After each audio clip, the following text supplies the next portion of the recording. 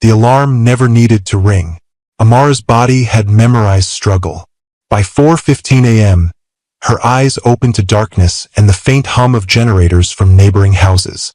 For a moment, she lay still on the thin mattress she shared with her husband, listening to the quiet rhythm of Obina's breathing beside her.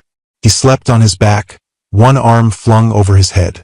Even in sleep, his face looked tense, like someone fighting battles in dreams.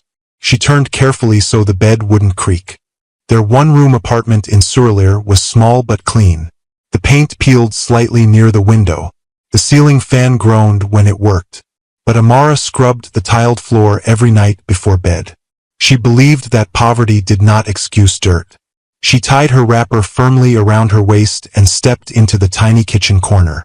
Charcoal first, then rice, then beans. By 4:45 a.m., steam began rising from the pot. The scent of onions frying in palm oil filled the room. She moved with quiet efficiency, chopping peppers, stirring stew, tasting salt levels with instinct more than measurement.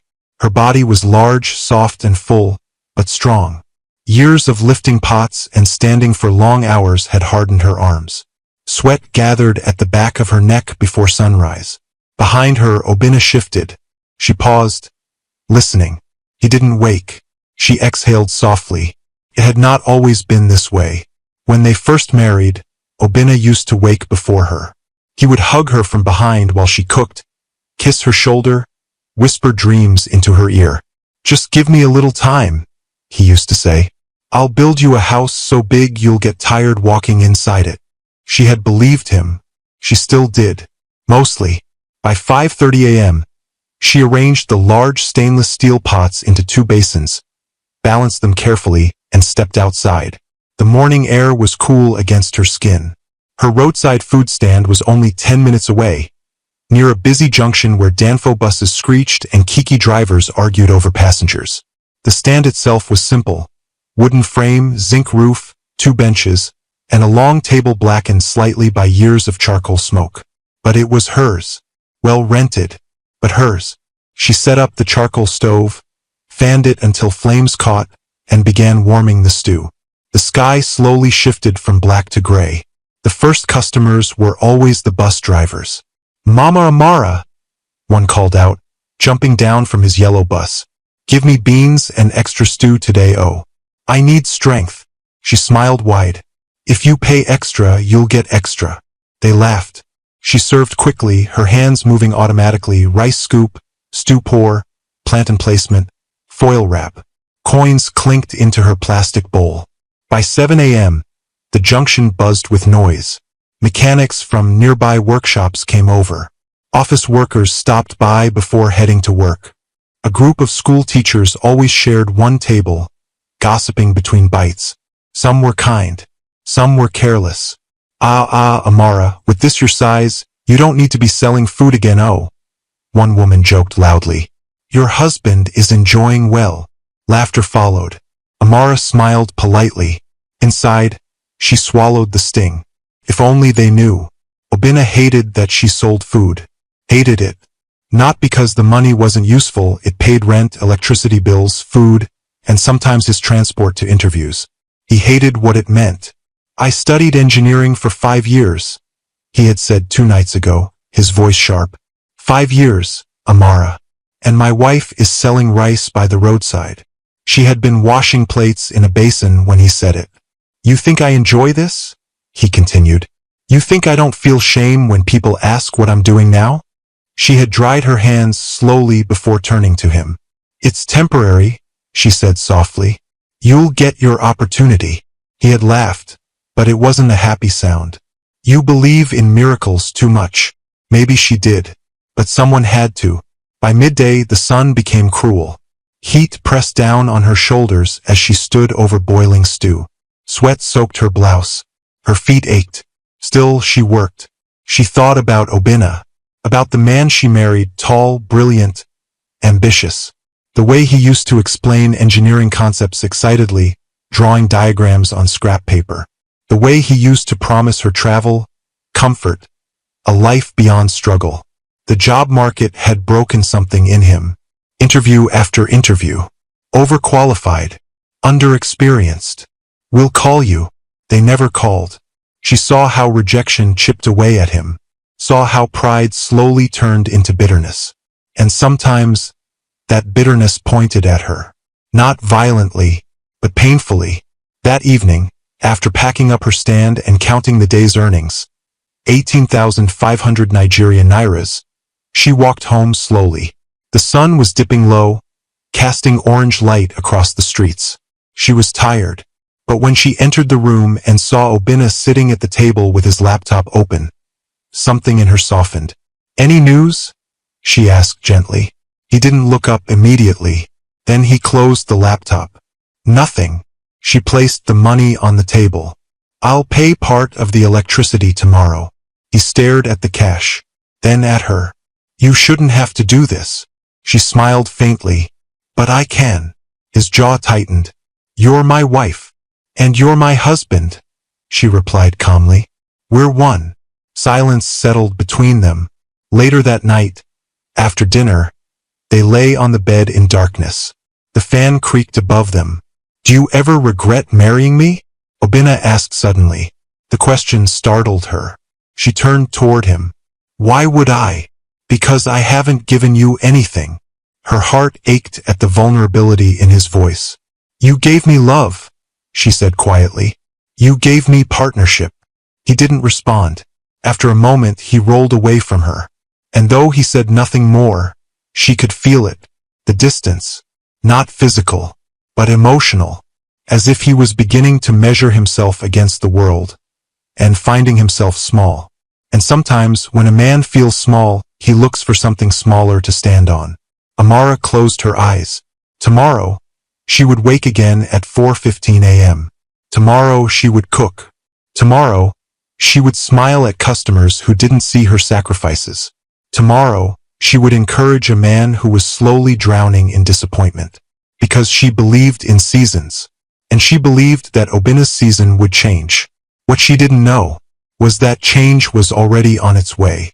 And it would test both of them in ways neither of them imagined.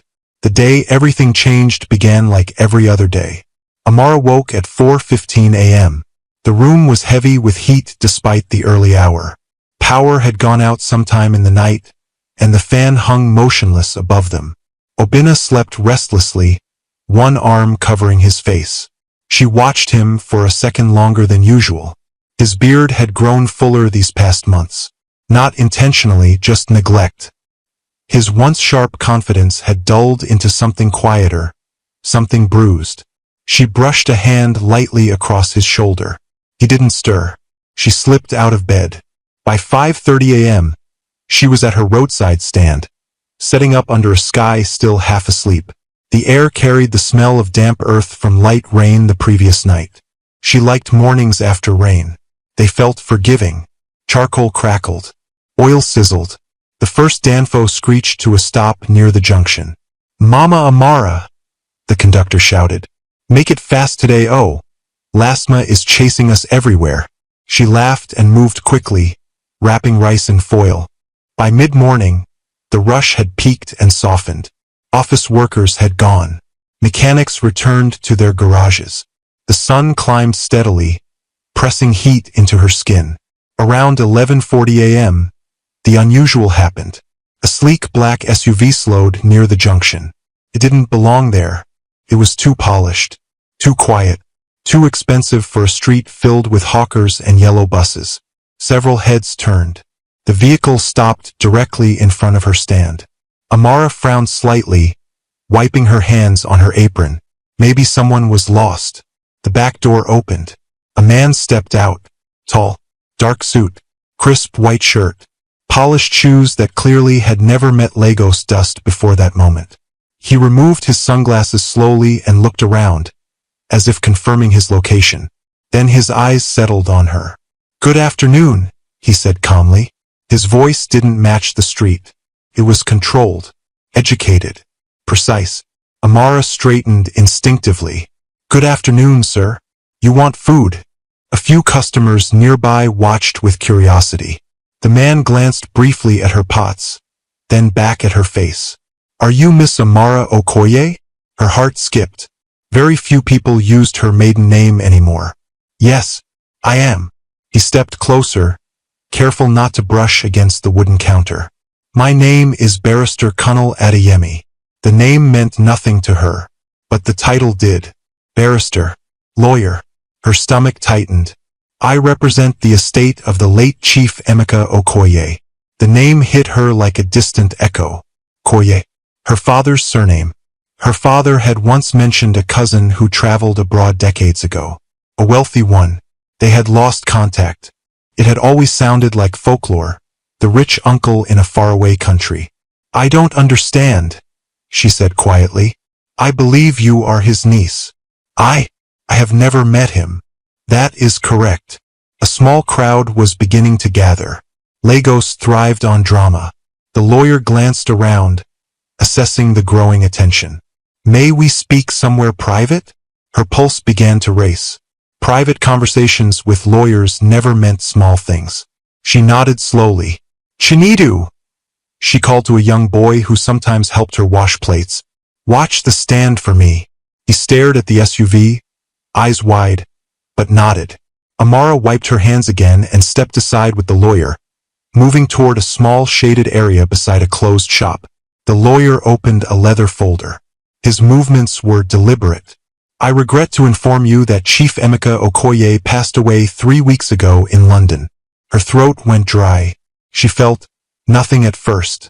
You cannot mourn someone you never knew. I'm sorry, she said automatically. He never married, the lawyer continued. No children. No surviving siblings. He paused. You are his only confirmed living blood relative. The words felt unreal. That's not possible, she whispered. There must be someone else. There isn't. He removed a document. Before his passing, he amended his will. Your name appears as sole beneficiary of his entire estate. Her ears rang. Estate. Beneficiary. Words too big for her world. Sir, I sell rice, she said softly, almost apologetically. His expression didn't change. Yes. Silence stretched. She forced herself to ask the question. What estate? He held her gaze. Chief Okoye owned multiple oil distribution shares, properties in London and Dubai, and several investment portfolios. He turned a page. The estimated total value of his estate is approximately $33 million. The world tilted. Her knees weakened. She grabbed the edge of the metal shop shutter behind her. $33 million. The noise of the junction faded into a dull hum. 33 million. She tried to convert it in her head. She couldn't. It was too far from her reality. She thought about her 18,500 Nigerian nairas earnings from the previous day. She thought about their unpaid water bill. She thought about Obinna sitting in that hot room, feeling like a failure. This is a mistake, she whispered. It is not. He handed her a copy of the will. Her name stared back at her in official print. Amara Ngozi Okoye. Her hands began to shake. Why me? She asked faintly. The lawyer hesitated, then answered honestly. He followed your life quietly. Her head snapped up. What? Your uncle was aware of your father's passing years ago. He made inquiries. He knew of your marriage. He knew of your circumstances. Her throat tightened. He admired resilience, the lawyer added. Tears filled her eyes without permission. Someone had been watching. Someone had known. Someone had chosen her. I don't understand money like that, she whispered. You will have financial advisors, he said calmly. But legally it is yours. A long silence passed between them. Finally, she asked the only question that mattered in that moment. When does this happen? Immediately, he replied. Once paperwork is signed, transfers will begin. Her heart pounded violently. She imagined Obinna's face. The way he would look at her. The way his shoulders would straighten again. The way shame would disappear from his eyes. This could restore him. Does my husband need to be present? She asked carefully. No. The inheritance is solely yours. Solely yours. The phrase settled heavily. For years, Everything had been ours. Rent, bills, struggle. But this was hers. She swallowed. I need time, she said finally. Of course. He handed her a card. We will proceed at your convenience. He stepped back toward the SUV, then paused. One more thing, he said. Your uncle left a handwritten note for you. Her heart jumped again. He handed her a sealed envelope. Then he got into the vehicle. The SUV drove away. The junction noise returned full force. Honking, shouting, life. Amara stood frozen. $33 million. She looked down at the envelope in her hands, her name written in careful ink. She walked back to her stand in a daze. Madam, who was that? Chinidu whispered. No one, she said automatically, but her voice sounded distant even to her. She finished the day mechanically, scooping rice, collecting money, smiling when required. But her mind was racing. When she returned home that evening, Obinna was sitting on the bed scrolling through his phone. You're late, he said without looking up. Traffic, she replied softly. She watched him, watched the frustration etched into his posture, watched the man she loved shrink under the weight of unmet expectations. She could tell him now. She could hand him the envelope. She could change everything tonight. But something stopped her. Not fear, not doubt, something else. She wanted to give him more than money. She wanted to give him back his pride. I have good news, she almost said. But instead she asked, how was your day? He sighed. Another rejection. Her chest tightened. She nodded slowly. That night, after he fell asleep, she opened the envelope under the dim light of her phone. Inside was a single handwritten page. My dear Amara, if you are reading this, it means I am gone. I did not know you personally, but I knew of you. I watched quietly. I saw a young woman carrying more than her share of life without complaint. Wealth means nothing without character. You have character. Use this wisely, and never let anyone make you feel small. Your uncle, Emeka. Tears streamed silently down her cheeks. Never let anyone make you feel small. She folded the letter carefully. Then she looked at Obinna sleeping beside her. An idea began forming slowly. Not just to tell him, not just to give him money, but to build something. Something that would lift him. Something that would surprise him. Something that would restore the man he used to be. She closed her eyes. Tomorrow she would call the lawyer, and the first step of a very different life would begin. She just didn't know yet that destiny had given her wealth, but it would soon test her heart. Amara did not sleep much that night. Even after folding her uncle's letter and sliding it beneath her pillow, her eyes remained open in the dark. Obinna's breathing beside her was steady, unaware.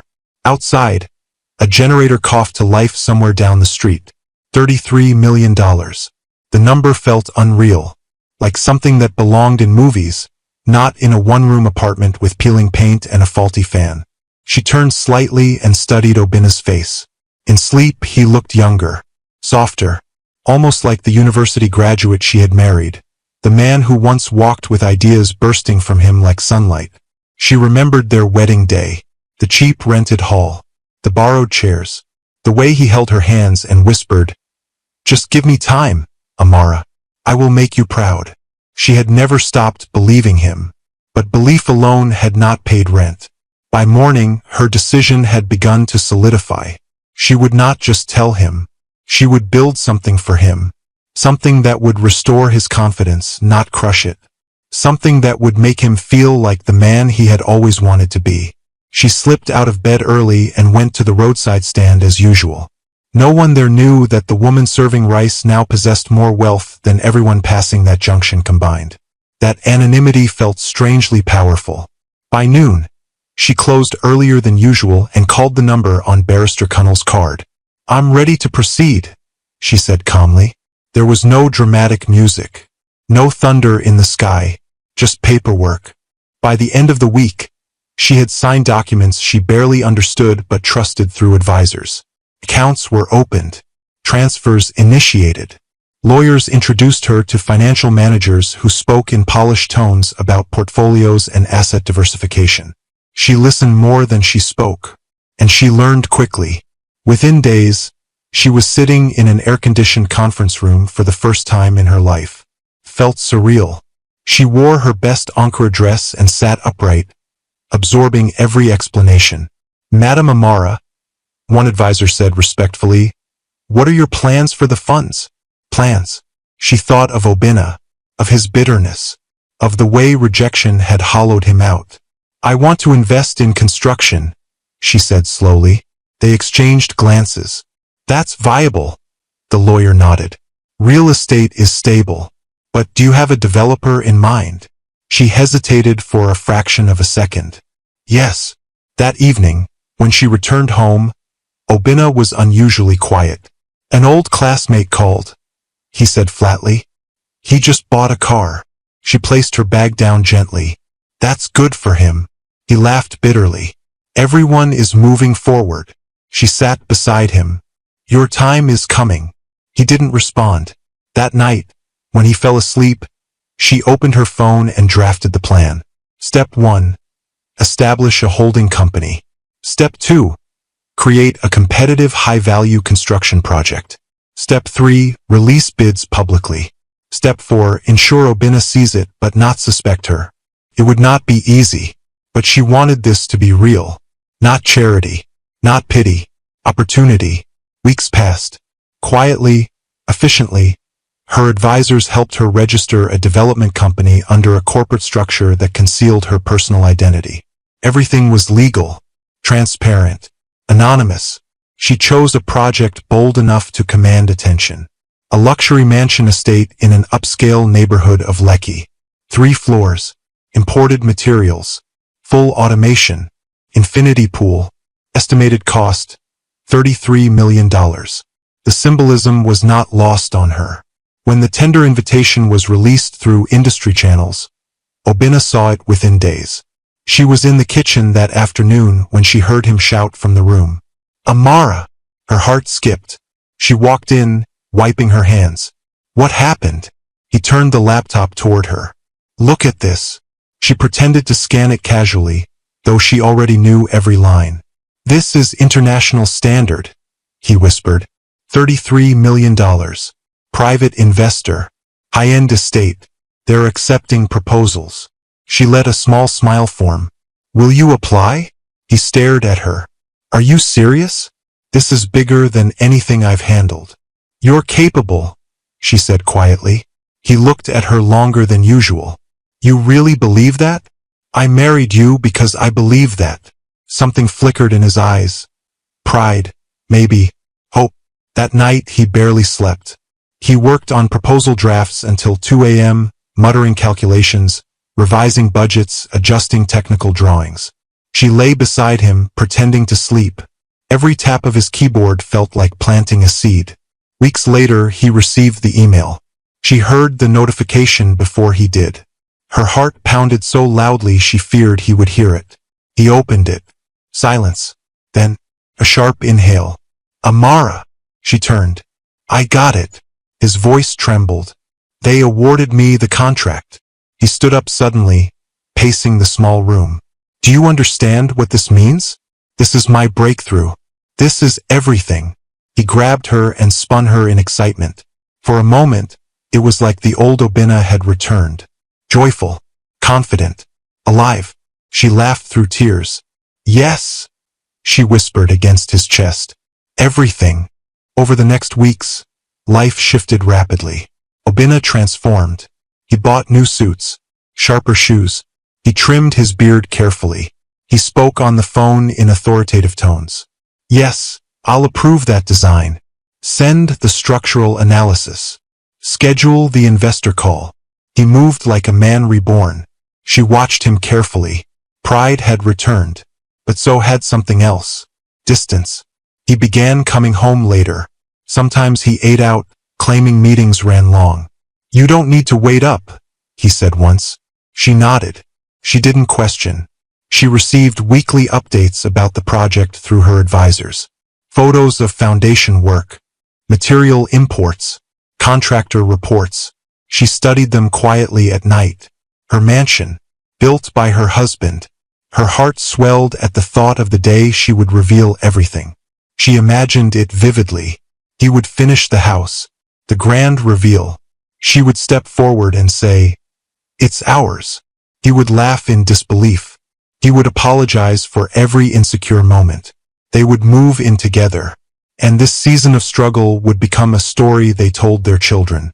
She held onto that vision tightly. But life rarely follows the script we write in love.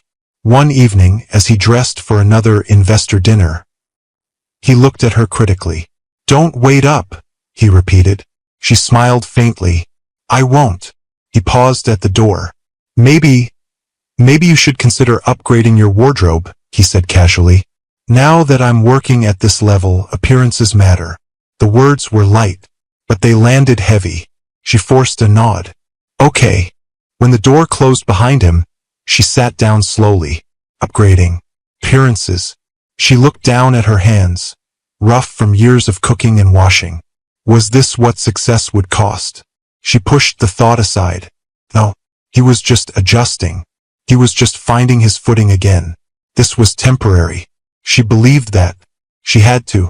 Late that night, as she checked the latest construction images on her phone, she whispered softly to herself, "Just a little longer." She had wealth now, power, control, but she chose patience because she loved him. What she didn't realize was that success was not only rebuilding Obina's confidence. It was reshaping his values. And the higher he climbed, the less he was beginning to look back. The day Obina officially signed the contract, he wore his only Navy suit. It was the one he had bought 2 years earlier for a job interview that never called him back. Amara had paid for it from 3 weeks of food sales, insisting it was an investment. Now, as he adjusted the sleeves and stared at himself in their small cracked mirror, the suit looked different on him. Or maybe he did. "You look good," Amara said softly from the bed. He nodded, but this time his smile held something sharper than joy. "I have to look like I belong in those rooms now." Belong. That word again. She swallowed the feeling that rose in her chest and simply handed him his file. At the law firm office that afternoon, Obina signed the documents that would change everything. $33 million. Structured in phases, with strict quality demands. International oversight. The kind of project people built careers on. When he returned home that evening, he didn't walk, he floated. "They treated me like a serious engineer," he said, pacing the room. "Not like some unemployed graduate begging for a chance." Amara smiled. "I told you." He grabbed her hands. "This is just the beginning." And for a while, it truly felt that way. The construction site broke ground 2 weeks later in an upscale neighborhood in Lekki. High gates, security checkpoints, smooth roads. It was a world far removed from the dusty junction where Amara sold rice. Obina immersed himself completely. He woke early, not with dread anymore, but with urgency. His phone buzzed constantly. Architects called. Suppliers negotiated. Investors requested updates. For the first time in years, he was needed, valued, respected. He began coming home with stories. "You should see the Italian marble they're importing," he said one night, eyes shining.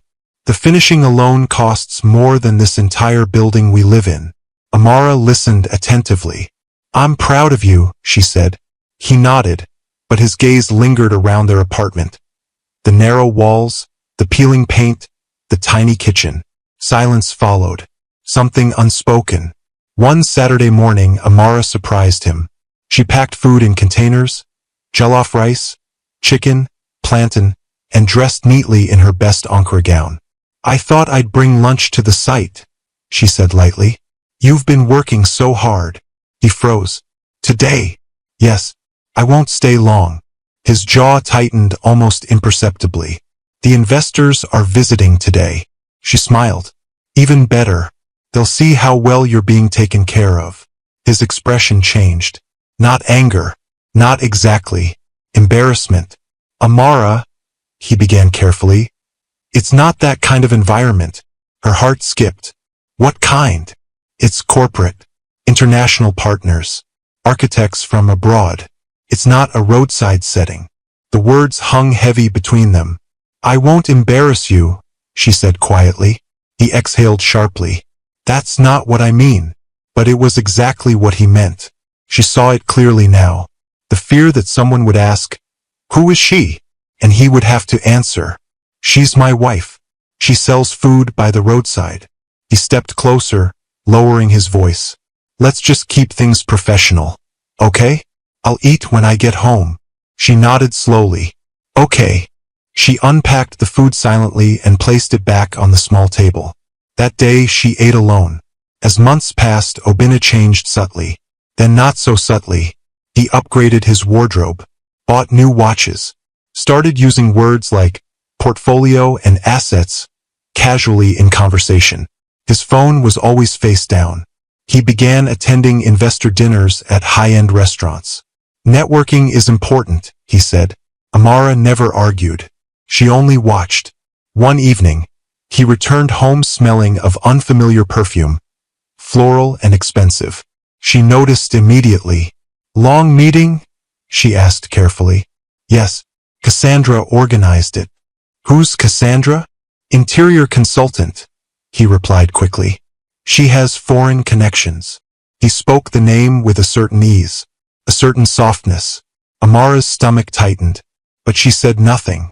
She trusted the man she married, or at least she tried to. The mansion began to take shape. Foundations became walls. Walls became structure. Structure became grandeur. Every week, Amara received detailed reports from her advisors, progress photos, budget breakdowns, site evaluations. She studied them carefully.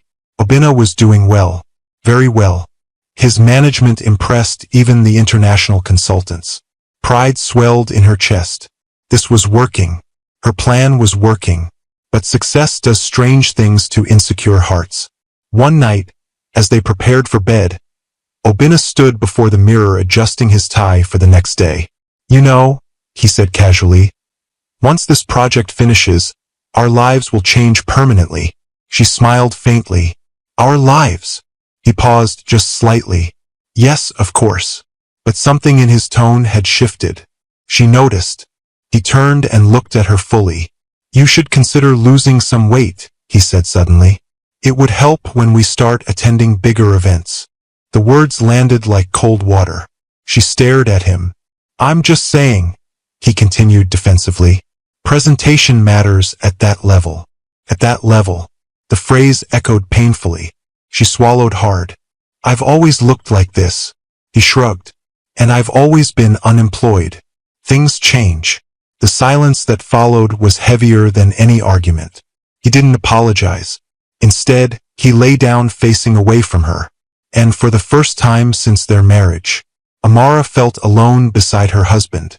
Weeks later, Obinna moved most of his belongings to a temporary apartment closer to the construction site. "It's more convenient," he explained. "The commute wastes time." She nodded. "Will you come home on weekends?" "Sometimes." Sometimes. She watched him pack. Watched him carry suits she had ironed for years. Watched the distance grow physically now. That night, after he left, she sat in the quiet apartment and opened the latest construction update. The mansion was breathtaking. Glass balconies, imported stone, smart lighting systems. It was almost complete. She imagined standing at the gate one day, revealing everything.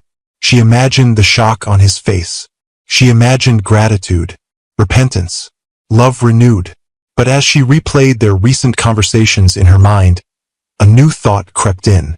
What if success wasn't restoring him? What if it was revealing him? She closed her phone slowly.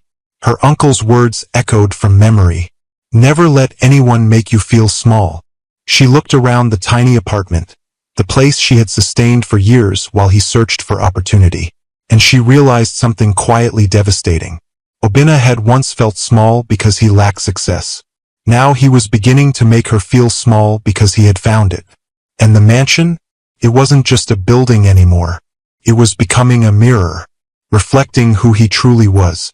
She lay back on the bed alone. The fan creaked overhead. Somewhere in Lekki, her husband walked through marble floors and glass corridors, speaking confidently into a phone. laughing with consultants who had never known his struggle. She wondered, when the house was finished, who would he think he was too good for? Cassandra was no longer just a name. She became a presence. At first, it was subtle. A tagged photo here, a mention in passing, a late-night strategy session. Obinna said her name often now, effortlessly, comfortably. Cassandra suggested we switch to Spanish tiles. Cassandra has contacts in Dubai. Cassandra understands luxury branding. Each time, Amara nodded quietly, but she noticed the shift in tone. He didn't speak about Cassandra the way he spoke about male colleagues. There was admiration there, excitement, validation, and one evening validation revealed itself fully. Amara had finished cleaning her stand early and decided, for reasons she couldn't explain, to check Obinna's public social media page. He had become more active recently, more visible, more polished. There it was, a photo from the construction site. Obinna in a fitted gray suit, sunglasses on, smiling confidently at the camera. Beside him stood Cassandra, slim, light-skinned, long straight hair cascading over a cream jumpsuit, designer heels sinking slightly into construction gravel, yet somehow still elegant. Her hand rested lightly on his arm. The caption read, "Building dreams with brilliant minds. Hashtag luxury living, hashtag next level." Cassandra had commented first. "So proud of this vision, fire sparkles." Obinna had replied, "Couldn't do it without you." Amara stared at the screen for a long time. The words didn't scream infidelity, but they whispered something deeper. Displacement. She put the phone down carefully. That night, Obinna did not come home. He sent a text at 10:47 p.m. Investor dinner ran late. Sleeping at site apartment. She replied simply, "Okay." She didn't ask which investor. She didn't ask why Cassandra's car appeared in the background of another photo posted that same evening at a high-end restaurant. She didn't ask why the smile he wore in those pictures hadn't appeared at home in months. 2 weeks later, Obinna informed her he would be attending a major investor gala. "Formal event," he said, adjusting his cufflinks. "High-profile guests." She hesitated. "Should I come?" The room went quiet. He didn't answer immediately. Then he cleared his throat. "It's not necessary. Not necessary." Her chest tightened. "I'm your wife." "Yes," he said impatiently.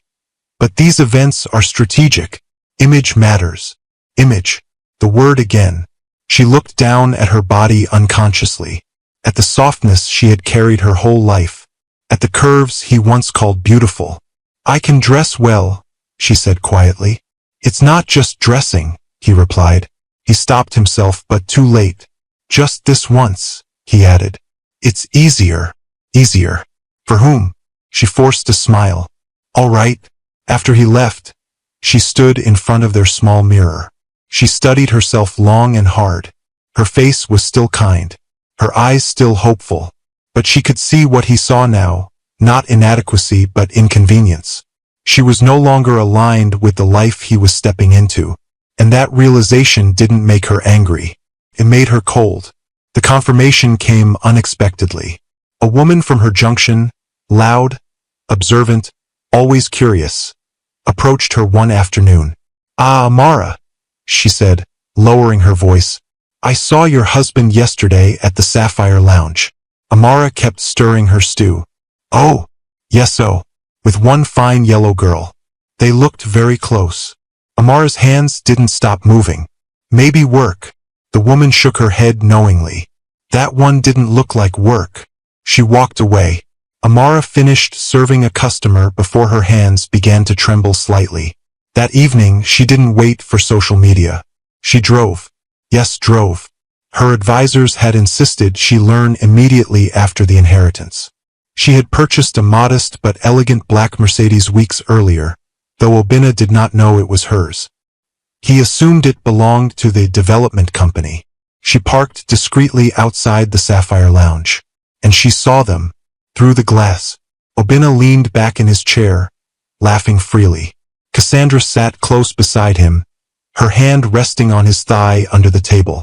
Not business, not strategy, Intimacy. Amara felt something inside her settle. Not shatter. Settle. The final piece of truth clicking into place. She did not storm inside. She did not cry in the car. She simply drove home. He returned late that night. She was seated calmly on the bed. "You're back," she said evenly. "Yes." Long meeting. She looked at him steadily. "With Cassandra?" His body stiffened. "It was business. I saw you." Silence. Then annoyance. "You followed me?" "No." "Then how?" "I saw enough." He exhaled sharply, running a hand through his hair. "You're overreacting." "Am I?" He paced the room. "You don't understand the level I'm operating at now, Amara. Cassandra moves in these circles. She knows how to talk to investors. She understands luxury environments. And I don't." He stopped pacing. "You sell rice by the roadside." There it was. No softness. No hesitation. Just truth as he saw it. Her voice remained steady. "And that rice paid rent when you had nothing." He flinched. "That was then. And this is now?" "Yes," he snapped. "This is now. I am finally becoming who I was meant to be. I can't drag old limitations with me." Old limitations. She stood slowly. "So I'm a limitation." He didn't answer. He didn't need to.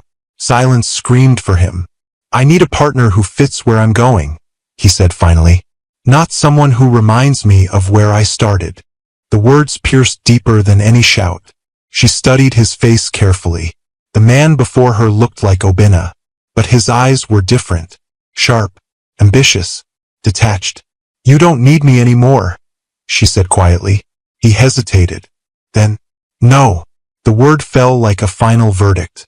"You deserve someone at your level," he continued coldly. "And I deserve someone at mine. Level.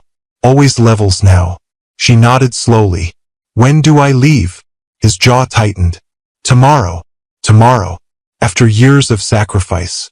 After feeding him when he couldn't feed himself. After building the foundation he now stood on. Tomorrow." She packed that night. Not in anger. Not in desperation. In clarity. When morning came, she stood by the door with one suitcase. He did not try to stop her. Cassandra's perfume lingered faintly in the room. As she stepped outside, he said one last thing. "You'll be fine. You're strong." She paused. "Yes," she said calmly. "I am." And as she walked away, he didn't realize he had just discarded the very woman who gave him the platform he stood on. He didn't know the house he was building belonged to her. He didn't know the Rolls-Royce that would one day drive through those gates would carry the woman he called a limitation. But destiny was patient. And so was Amara. The first night after Obina threw her out, Amara did not cry. Not because she didn't feel pain, but because the pain had already finished its work before she packed her suitcase. Rejection hurts most when it surprises you. But this one had been building for months. The subtle embarrassment. The distance. The comparisons. The word level. By the time he said, "You're not my match anymore," something inside her had already let go. She stepped out of the apartment with one suitcase and a calm face. The neighbors watched. They always watched. In Nigeria, walls are thin and gossip travels faster than Wi-Fi. She felt their eyes. But she walked steadily to the waiting car parked across the street. A black Mercedes. One neighbor whispered loudly, "Whose car is that?" Amara didn't answer. She opened the back door, placed her suitcase inside, and slid into the driver's seat. Yes, she drove herself. And when the engine started smoothly, when the air conditioning cooled her skin, when the door closed firmly shutting out the world, only then did she allow herself one deep breath. Not sobbing, just release. She drove to Victoria Island, to an apartment Obina had never seen. An apartment her uncle once owned and which had been renovated quietly under her instructions weeks earlier. High ceilings, marble floors, floor-to-ceiling windows overlooking the water. When she stepped inside, the silence felt different. Not empty, powerful. She placed her suitcase down in the center of the living room. For a long moment, she simply stood there. She was no longer someone's struggling wife. No longer someone's embarrassment. No longer someone's limitation. She was a billionaire. And more importantly, she was enough. The next morning, she didn't wake at 4:15 a.m. Her body woke naturally at 7:30. Sunlight poured into the room through wide glass windows. No generator noise. No charcoal smoke. No rushed cooking. Just quiet. She sat up slowly, absorbing it. For years, survival had dictated her schedule. Now choice did. But wealth alone did not erase heartbreak. She walked to the balcony and looked out over the city. Obina's words replayed in her mind. "You're not my level." The strange thing was, he had said it believing it was true. He genuinely believed he had outgrown her. And that realization did something important. It removed doubt. Because love can survive poverty. But it cannot survive contempt. She went inside and picked up her phone. "Barrister Cunnell," she said calmly when he answered. "I want to accelerate the development timeline." There was a pause. "Accelerate how?" "I want the mansion completed within 6 months." "That's aggressive." "Make it happen." Her voice was different now. Not louder, just certain. Amara did not wallow. She moved. She hired a personal trainer, not because Obina said she should lose weight, but because she wanted strength, endurance, and control over her body on her own terms. She met with a nutritionist, not to shrink herself, but to nourish herself. She enrolled in executive business classes, finance, property law, international investment. She sat in rooms where men twice her age discussed multimillion-dollar deals. And she did not shrink. At first, some underestimated her. They saw the softness of her body and assumed softness of mind. But Amara had run a business from a roadside junction for years. She understood profit margins. She understood supply chains. She understood negotiation. Within weeks, those rooms began to respect her. Meanwhile, Obina thrived publicly. His social media presence grew. He and Cassandra attended luxury events regularly now. She appeared beside him in tailored gowns, smiling like she had always belonged there. Headlines in small industry blogs praised Engineer Obina's impressive luxury estate project. He was rising, and he believed he had risen alone. 3 months after she left, news reached Amara in the most Lagos way possible. Through whispers, through screenshots, through people who assumed she had already heard. Obina had moved Cassandra into his site apartment. It wasn't hidden. It wasn't subtle. They posted openly now. Power couple. Luxury builders. Visionaries. Amara studied one photo quietly one evening. Obina stood beside Cassandra at a rooftop lounge, arm confidently around her waist. He looked different, sharper, more polished, but his eyes held something new. Arrogance. She placed the phone down calmly. Then she opened the latest construction update. The mansion was nearly complete. Imported chandeliers had arrived. Italian marble installed. Custom-built staircase finished. She zoomed in on the details. It was breathtaking. He had done well, very well, which made what was coming even more poetic. One evening, while reviewing financial projections, her trainer paused mid-session. "You're not angry," he observed casually. She smiled faintly. "I was disappointed." "That's different." "Yes.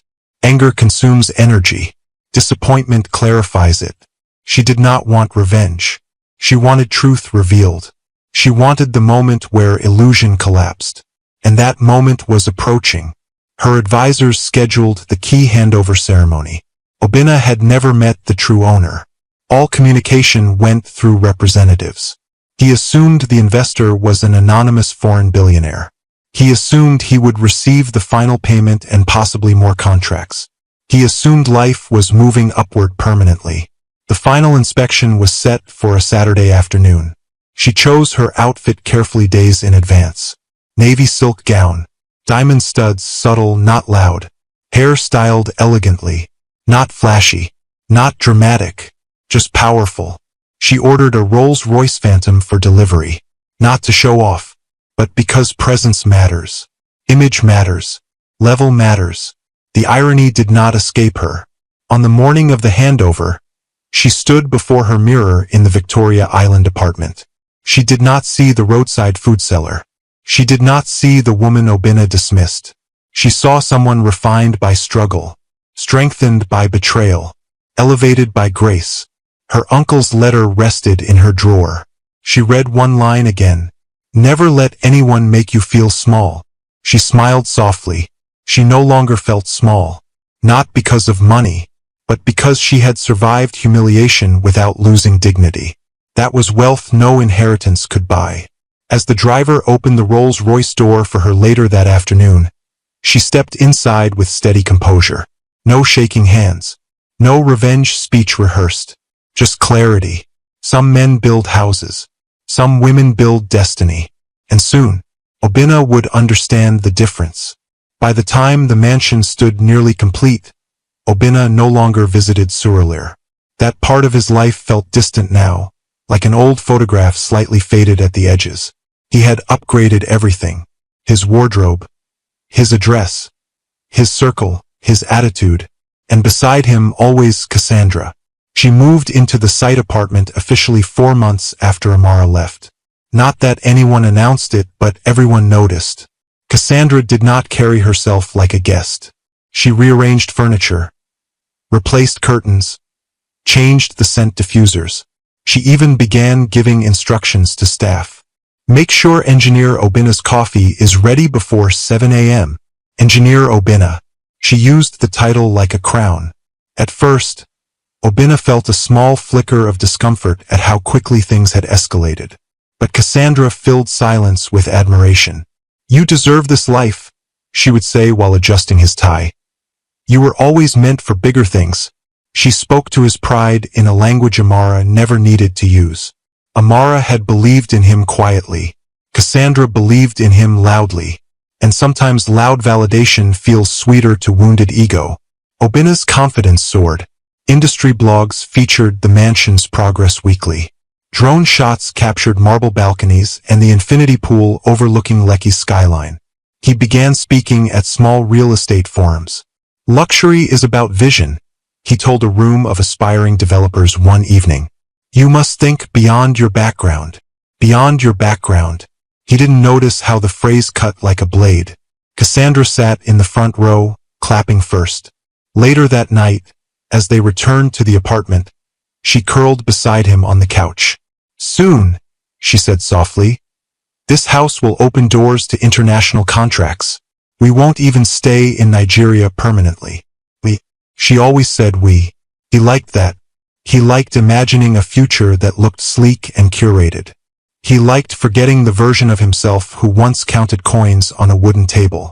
3 weeks before the official handover, Obina received the final communication from the development company. Final inspection and key transfer scheduled for Saturday, 3 p.m. He smiled at the email. This was it. The completion. The project that rebuilt him. Cassandra leaned over his shoulder. Will the owner be there? Yes. Have you met them? No. It's all been through representatives. She smirked playfully. Mysterious billionaire. He laughed. Whoever they are, they'll be impressed. Cassandra studied him carefully. You deserve more than just payment, Obina. What do you mean? You deserve partnership. Investors like that need someone loyal, someone visionary, someone polished. Her fingers traced his jaw. And you deserve someone who fits that world. He didn't respond verbally, but he didn't disagree either. 2 days before the handover, Obina insisted Cassandra tour the completed mansion privately. The gates opened slowly. The house stood like a statement against the skyline. Grand, unapologetic, immaculate. Italian marble reflected light from oversized windows. The staircase curved elegantly like something from a luxury magazine spread. Cassandra walked slowly through the foyer. Wow, she whispered. She turned to him, eyes gleaming. This feels like ours. The words hung in the air. He didn't correct her. Instead, he placed his hands in his pockets and surveyed the space proudly. This house changed my life, he said. Cassandra smiled thoughtfully. Then don't settle after this. He glanced at her. What do you mean? Don't go back to smallness. Don't go back to limitations. Her gaze sharpened slightly. You've outgrown that. Outgrown. The word echoed something he had once said himself. He nodded slowly. Yes. Across the city, Amara stood in the walk-in closet of her Victoria Island apartment. Racks of elegant dresses lined the walls, pieces carefully selected over months, not for extravagance but for presence. She ran her fingers along navy silk. This one. It was powerful without shouting. She laid it carefully on the bed. Her assistant entered quietly. The Rolls-Royce will arrive Saturday at 2:30 p.m. Good, Amara replied calmly. Security arrangements are confirmed. She nodded. And the media? Minimal coverage as requested. Amara didn't want spectacle. She wanted truth. After the assistant left, she sat at her desk and opened her uncle's letter again. The paper was slightly worn from being unfolded repeatedly. You have character. She closed her eyes briefly. Character. It had carried her through poverty. It had carried her through betrayal. And it would carry her through revelation. The night before the handover, Obinna hosted a small private celebration at the mansion for select associates. Champagne flowed. Music echoed through empty marble halls. Cassandra wore a fitted gold dress that shimmered under chandelier light. She held his hand publicly now. No secrecy. No hesitation. One investor raised a glass. To engineer Obinna, the man behind this masterpiece. Cheers followed. Obinna felt invincible. Validated. Respected. He glanced at Cassandra. She squeezed his hand. You see? She whispered. You were never meant for small rooms. For a brief moment, just a flicker, Amara's face appeared in his mind, standing over charcoal smoke, smiling gently, encouraging him when he had nothing. He shook the image away. That was a different season. This was his real life now, or so he believed. Saturday arrived bright and warm. Obinna stood before a full-length mirror in the mansion's master bedroom, adjusting his cufflinks. He chose a charcoal suit, custom-tailored. He looked sharp, successful, untouchable. Cassandra entered, dressed in cream and gold. You look like a CEO, she teased. He smirked. After today, I might as well be. She stepped closer. Whatever happens, she said softly, don't undersell yourself. The owner should feel lucky. Lucky. He nodded confidently. Outside, final preparations were underway. Staff polished surfaces. Security confirmed protocols. At exactly 2:55 p.m., Obinna stood in the foyer, keys in hand. Cassandra stood beside him. Ready? She asked. He exhaled slowly. Ready. At 3:02 p.m., the gates began to open. Through the large glass entrance, Obinna saw the car approaching. Long, black, unmistakably luxurious. A Rolls-Royce Phantom. Cassandra's eyes widened slightly. Oh! Obinna straightened instinctively. The car rolled forward slowly, tires gliding over polished driveway stones. It stopped. Silence fell across the foyer. The driver stepped out first. Professional. Precise. Then he moved to open the back door. Obinna adjusted his posture. This was the moment. The owner. The mysterious investor. The billionaire who funded everything. The door opened, and from inside, a navy silk gown shifted gracefully into view.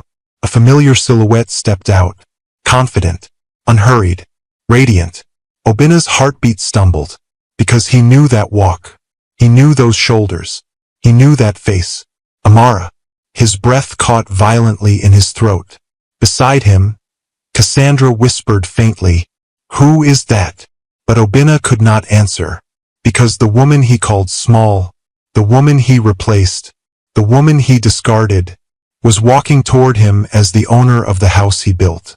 And in that moment, the ground beneath his confidence began to crack.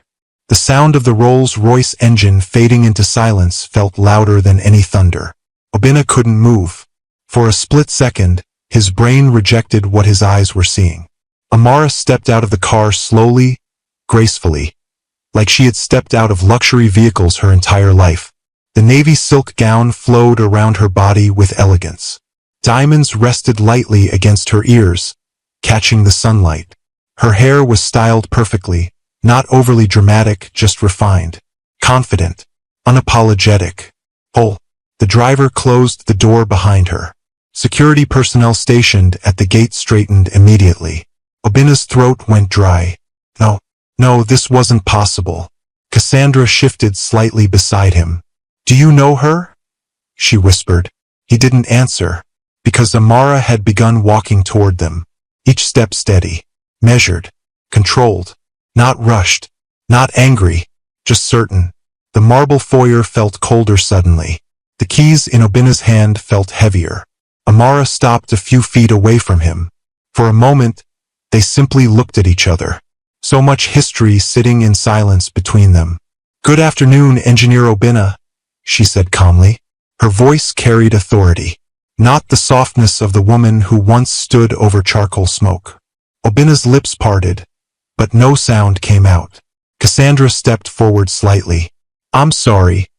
Are you the owner's representative? Amara turned her gaze slowly to Cassandra. I am the owner. The words were simple, but they detonated. Cassandra blinked. I'm sorry. The mansion, Amara continued evenly, belongs to me. Obina finally found his voice. Amara, what is this? She held his gaze steadily. The truth. He shook his head slightly, as if trying to wake up. This isn't funny. I'm not joking.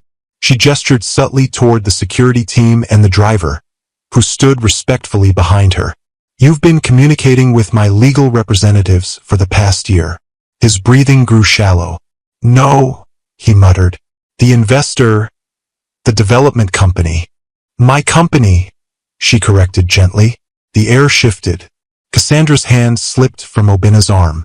You're telling me, he said slowly, that you funded this entire project? Yes. The silence that followed was suffocating. He stared at her, really stared, searching for signs of deception. There were none, only composure. How? He demanded finally. Amara's expression softened slightly. My uncle passed away. Recognition flickered in his eyes. You remember, she continued, the lawyer who came to my food stand? His mind flashed back. Yes. He remembered her mentioning a strange visitor once. He hadn't asked questions. He hadn't cared. He left me everything, she said calmly. $33 million. The exact contract value. His stomach dropped. You, his voice cracked. You gave me the contract. Yes.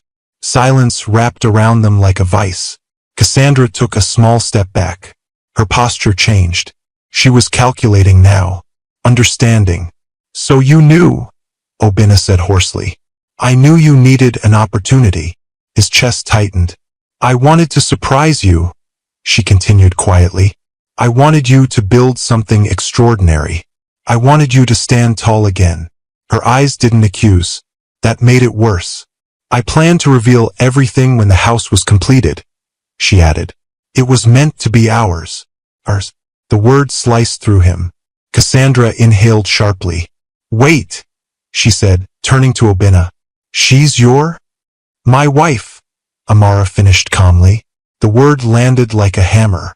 Cassandra's face drained of color. You told me you were separated. Obina said nothing, because he had said that. He had framed it as a necessary step. A mismatch. A growth transition. Amara reached into her clutch and extended her hand. May I have the keys, engineer? Her tone was professional, formal, detached. His hand trembled as he looked down at the keys. The house he bragged about. The masterpiece he believed elevated him.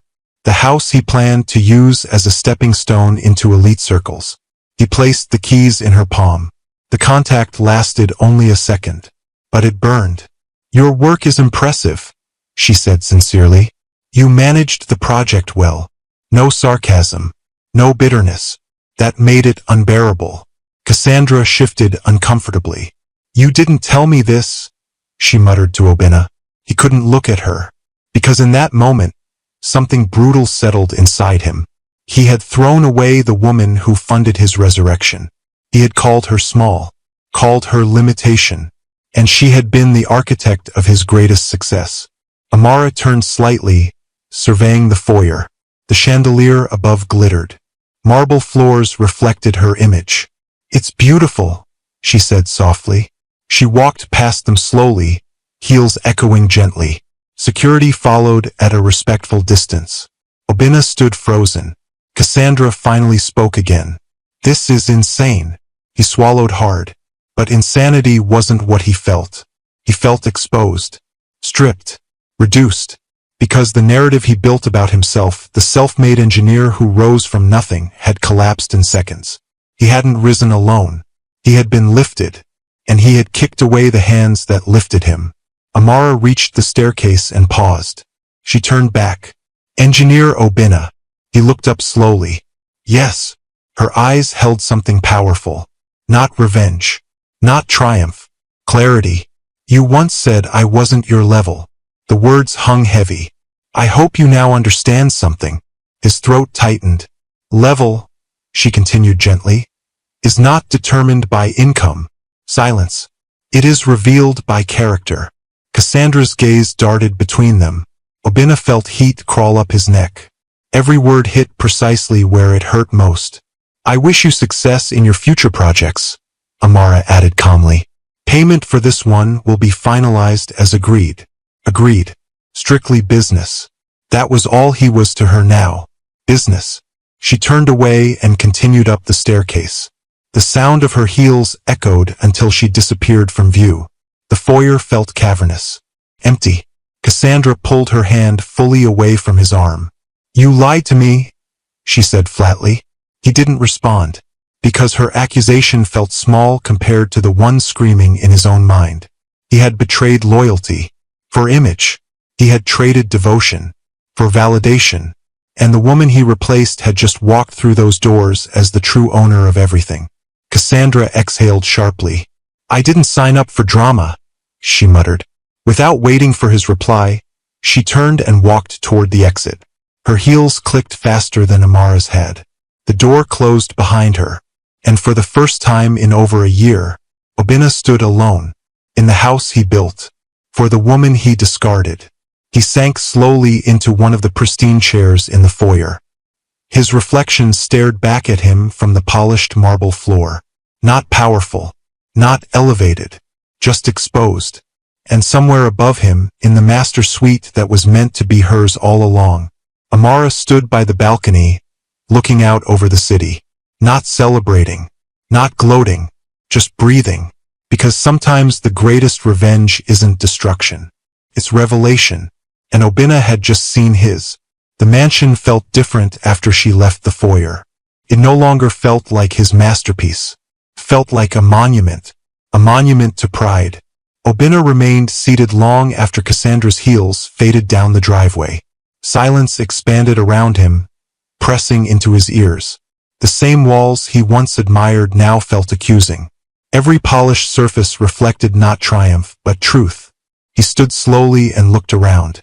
He had walked through this foyer dozens of times with authority, with ownership in his stride, with confidence swelling in his chest.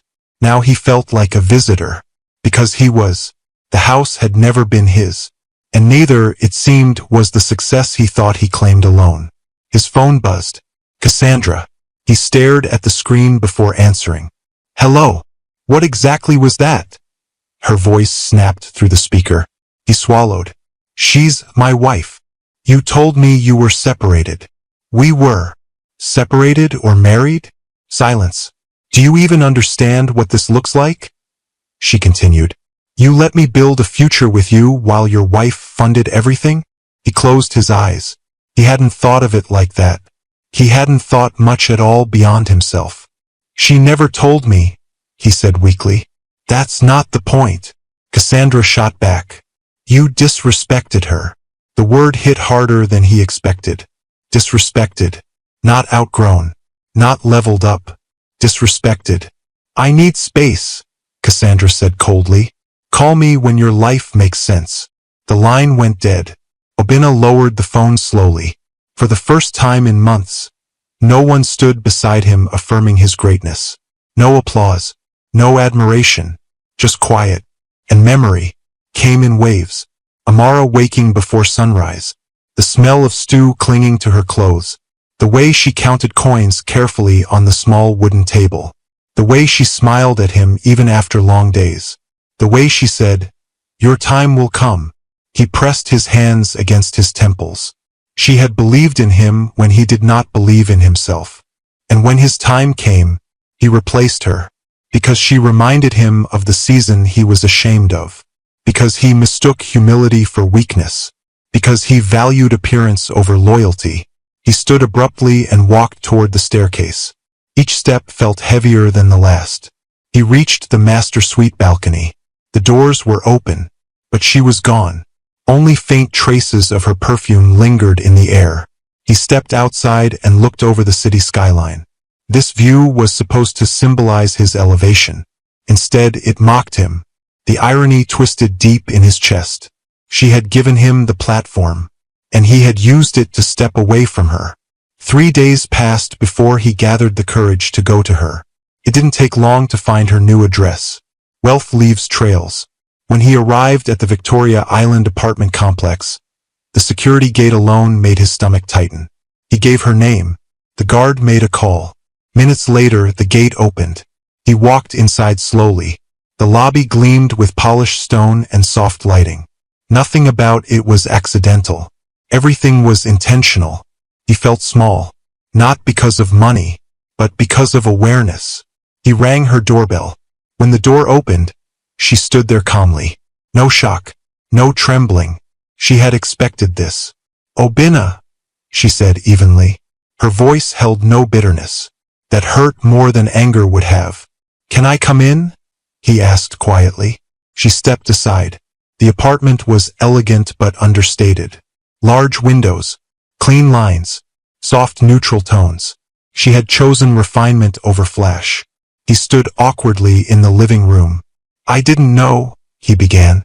She watched him silently. "I swear, Amara, I didn't know it was you." "I know," she replied. Her calmness unsettled him. "If I had known." "What?" she asked gently. He hesitated. He had no good ending to that sentence. "If you had known," she continued for him, "would you have treated me differently?" Silence. He couldn't lie, because the truth was ugly. Yes, he would have. That realization stung deeper than any accusation. "I was lost," he said finally. "The success. It changed me." "No," she corrected softly. "It revealed you." The words landed with precision. "I worked hard on that project," he said defensively. "And you did well," she acknowledged. "I never doubted your talent." He looked up at her. "Then why didn't you tell me from the beginning?" She held his gaze. "Because I wanted you to feel capable, not dependent." He felt shame rise in his throat. "I never wanted you to feel small," he muttered. "But you did," she said quietly. Not angrily, just factually. He looked down. The memory of his words replayed mercilessly. "You're not my level anymore." He swallowed hard. "I was ashamed," he admitted. "Of what?" "Of where I came from. Of struggling. Of watching my wife carry everything." Her eyes softened slightly. "There is no shame in honest struggle." "I felt powerless," he whispered. "And so you chose power over love." The truth settled heavily between them. He stepped closer. "I made a mistake." She studied his face carefully. "No," she said gently. "You made a choice." The distinction crushed him. He reached for her hand instinctively. She didn't pull away immediately, but she didn't squeeze back either. "I still love you," he said. She exhaled slowly. "I loved you too," she replied. The past tense cut deeper than rejection. "Love without respect cannot survive," she added. He closed his eyes briefly. The mansion, the applause, the validation, all of it suddenly felt hollow. "I can fix this," he said desperately. "How?" He had no answer. "Because you cannot rebuild trust with words alone." She gently withdrew her hand. "You built a beautiful house," she said softly. "But you dismantled something more important." He felt his chest tighten painfully. "I didn't come here to punish you," she continued. "I came to release you." "Release me?" "Yes." Her voice remained steady. I won't hold anger. I won't hold revenge. But I won't return either. The finality in her tone was undeniable. He realized then that this wasn't a dramatic confrontation. It was closure. He had expected tears, arguments, emotion. Instead, he received clarity, which hurt more. He stood there for a long moment, searching for something, anything, to say that could rewind time. But regret does not reverse decisions. I'm sorry, he whispered finally. She nodded once. I know. And somehow that made it worse. Because forgiveness did not equal reconciliation. He walked toward the door slowly. Before stepping out, he turned. You deserved better, he said quietly. Yes, she replied, and she closed the door gently. Outside, the evening breeze carried the scent of the ocean. Obinna stood still on the pavement. He had built a mansion. He had gained status. He had tasted admiration. But he had lost the one person who stood beside him when none of that existed. And in that moment, he understood something brutal. Success feels empty when you betray the person who believed in you before it arrived. He looked up at the skyline. Somewhere beyond those buildings stood the house he constructed with pride. But it no longer felt like a symbol of achievement. It felt like a reminder of what he traded and what he could never rebuild. The mansion was quiet the morning Amara officially moved in. Not because it was empty, but because it no longer needed noise to prove its value. Sunlight filtered through the towering glass windows, spilling across marble floors. Obinna had once walked with ownership in his stride. Now the house belonged fully, undeniably, to the woman who funded its foundation. Amara stood in the foyer alone. The chandelier glittered above her. The silence felt different now. Not heavy like the day of revelation, but settled, resolved. She walked slowly through each room. The private cinema, the 12 bedrooms, the infinity pool overlooking the skyline. She paused at the staircase. This house had been meant as a gift, a surprise, a celebration of partnership. Instead, it became a mirror, and mirrors don't lie.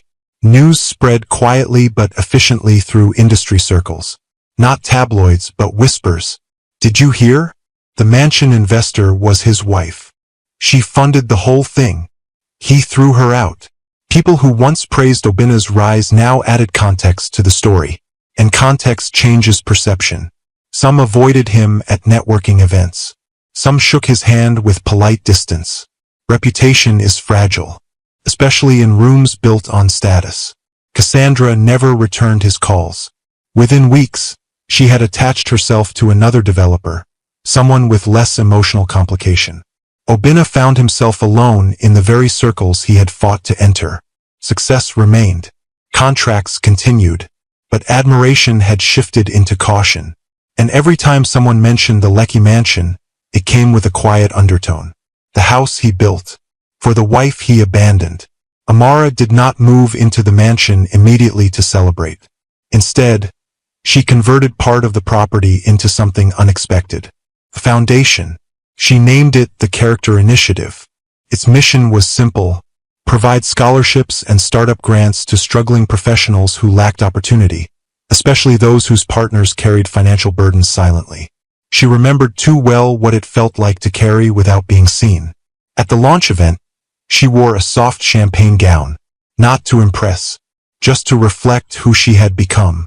Journalists asked careful questions. Madame Amara, what inspired this foundation? She smiled gently. Struggle reveals strength, she said. But character determines destiny. The words were not directed at anyone specifically, but those who knew understood. Months passed before Obinna saw her again. It was at a professional summit on real estate development. He almost didn't attend, but pride pushed him there. He arrived early, took a seat in the middle row, and then he saw her name on the program schedule. Keynote speaker, Amara Okoye. His chest tightened. When she walked onto the stage, the room rose in applause. Not because of scandal, not because of wealth, but because she carried herself with undeniable authority. She spoke about resilience, about vision, about the danger of confusing status with worth. Sometimes, she said calmly into the microphone. We mistake elevation for transformation, but true growth isn't about leaving people behind. It's about rising without losing your character. The room was silent. Obinna felt every word land like quiet truth. She never mentioned him, never hinted at personal history, but he heard himself in every sentence. When the applause ended, he did not approach her immediately. He watched from a distance, watched investors greet her respectfully, watched professionals ask for partnerships, watched her move confidently in spaces he once believed she didn't belong in. And he realized something profound. She had always belonged. He was the one who didn't understand the level he was standing on. He approached her only after the crowd thinned. Amara, she turned. No tension, no hostility, just calm recognition. Obinna, he nodded respectfully. You were incredible. Thank you. A brief silence followed. I've been thinking, he began slowly, about everything. She listened without interruption. I thought success meant upgrading everything, he admitted. Even people. Her expression didn't change. I confused embarrassment with growth. The honesty cost him something. I hurt you. Yes, she said gently. He inhaled deeply. I can't undo that. No. But I wanted to say, I understand now. She studied him carefully, not evaluating wealth, not evaluating status, evaluating sincerity. What do you understand? She asked. That character is the real level. A faint smile touched her lips. That's a hard lesson. Yes. They stood there, two people who once shared a small apartment and a shared dream, now separated not by money, but by choices. I'm glad you're doing well, he said quietly. I always was, she replied. He nodded, because she was right. She had been strong when she had nothing. She was strong now with everything. Take care, Obinna, she said gently, and she walked away, not rushed, not emotional, just complete. That evening, Obinna drove past the Lecky mansion. Not to enter, just to look. Lights glowed warmly from inside. The house looked peaceful, occupied, alive. He sat in his car for a long time. He thought about the woman who once woke before sunrise to cook for him. The woman who believed in him when rejection broke his confidence. The woman who gave him opportunity without seeking credit. And the woman who walked away without bitterness when he failed her. He finally understood something painful and freeing. He had built a house worth $33 million. But he had lost a woman whose loyalty was priceless. Regret doesn't shout. It settles. It lingers quietly in moments of reflection. It shows up when applause fades. And Obinna carried it now not as punishment but as awareness. Inside the mansion, Amara stood on the balcony overlooking the city lights. The breeze brushed gently against her skin. She wasn't thinking about revenge. She wasn't thinking about Obinna. She was thinking about expansion, new projects, new scholarships, new opportunities. Her life had not been defined by betrayal. It had been refined by it. And as she looked over the skyline, she whispered softly to herself, I was never small. The city lights shimmered below her, and somewhere in that glow stood a man who would always remember, the woman he regretted. Thanks for watching. If you enjoyed this story, please subscribe to this channel and tell us where you are watching from. Have a wonderful day.